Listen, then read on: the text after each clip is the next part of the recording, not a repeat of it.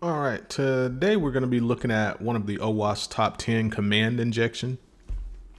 And the reason I'm kind of going over this is the last week's video was featuring SQL injection as a way to get one of the back doors that we created onto a system. And somebody asked me in a comment, is there another way to get binaries and files and things like that onto a web server or a system other than SQL injection? And of course, there's a bunch of different ways, but I figured I would stick around the OWASP top 10. One of the things right under SQL injection that you see is just called command injection. And really, the OWASP top 10 doesn't, when you look at injection, it covers a class of vulnerability, including SQL injection and command injection. So what I'm going to show now is command injection, and we're just going to start this off by using Venom to create a binary.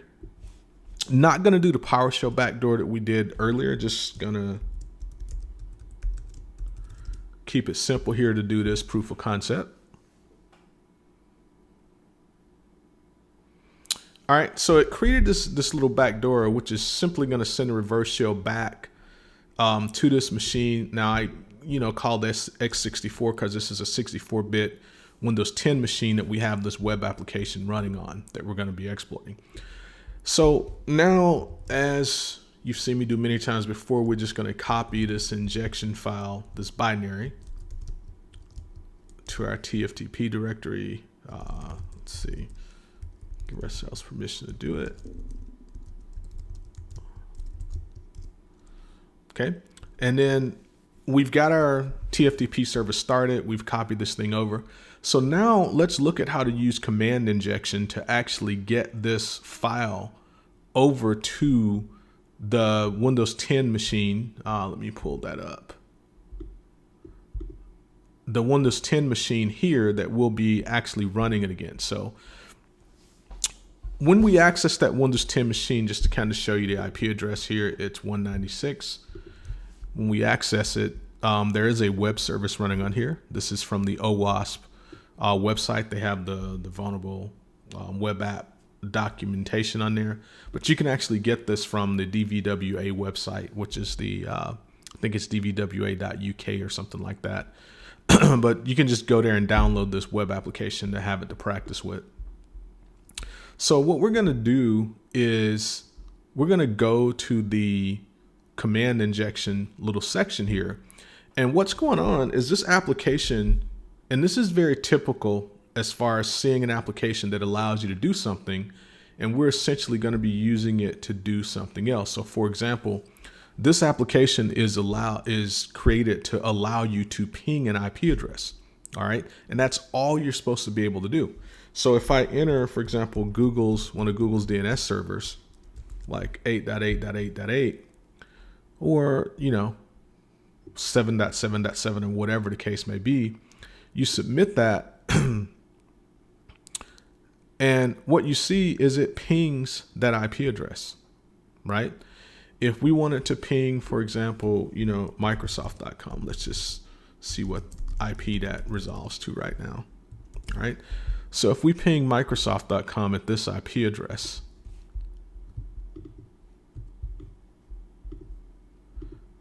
all right, we can put that in there and, see if it'll ping Microsoft.com. And sure enough, we get replies back.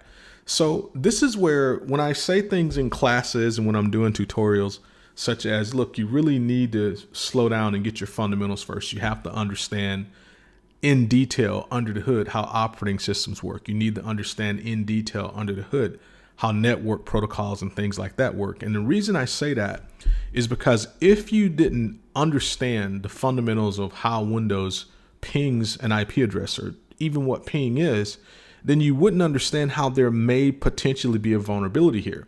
So this is a web application that's clearly getting access to the operating system that it's running on and using that OS to do some operating system function like ping. Okay, or at least we can assume that. And this is where you're mapping out the application functionality, and all that comes in.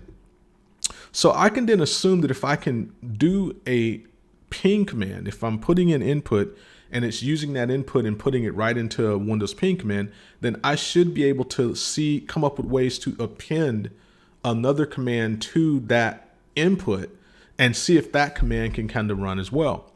Now, what we're going to do is we're going to see if we can do that, and if we can, use it to try to bring over this particular binary that we just created on the Windows machine here.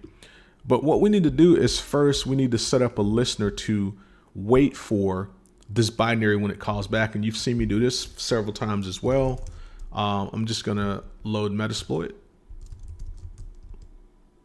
and have it run as a listener. And then we're going to see about getting this binary that we just created up here, the cinjection.exe, over to this machine via command injection. All right. So we need to set up the listener, and we're just going to use the multi-handler. All right. And everything else has to match the actual binary, right? So, the payload has to match. So we need to, set that up to match.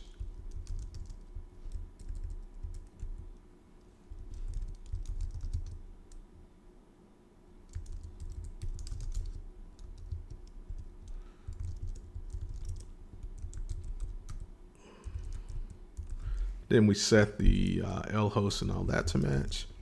Now you could actually put all this stuff in a resource file, and you wouldn't have to, enter it. You could just run Metasploit with the -r argument and point it to your resource file that's got all this stuff in it, and it would load it automatically for you.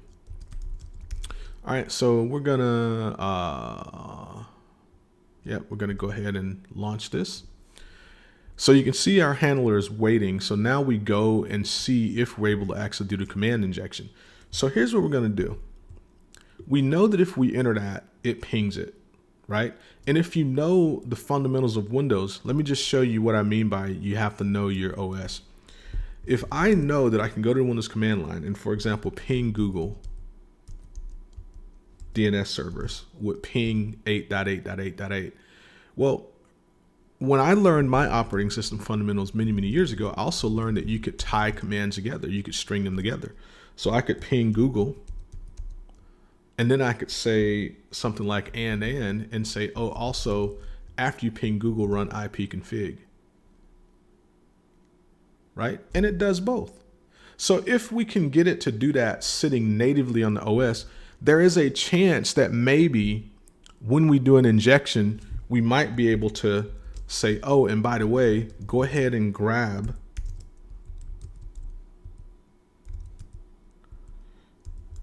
the cinjection.exe from this Linux machine. That should be 194 actually. And bring that thing over. All right. So we go ahead and submit that.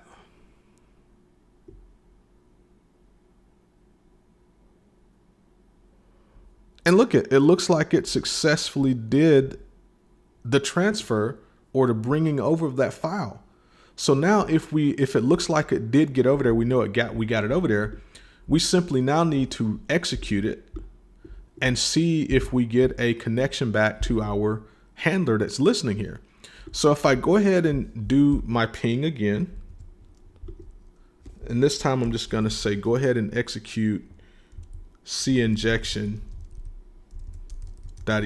like so. And again, what we're going to do when we do this injection, we're going to look here to see if we get a response back. So I go ahead and submit that. And sure enough, we see a session open up there. All right. So now I go ahead and jump in there, and we've actually got a Meterpreter session, just based on the fact that we got it via command injection. Now it died because over here I've got it set to basically where the Windows Defender will automatically stop it because this is a clean machine. I didn't want to start infecting it up too much right now. But you see the proof of concept there. We get a Meterpreter session, and anytime we're able to do this, right, we could run this thing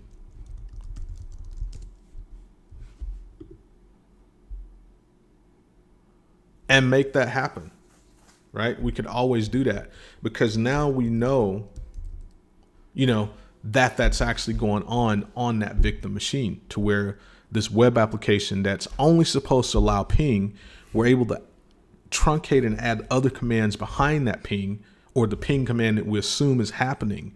And that is essentially what command injection is. So now if you don't know, now you know what that is, and you can see why it's one of the more devastating things. And it's also often overlooked when people are pen testing OWASP top 10 things. And sometimes you can't find this with a burp scan. You literally have to manually dissect what the web application is doing and understand what it's doing. And then when you understand that, you may be able to do some type of command injection like this. All right. Thanks for watching. Hope to see you again in another video.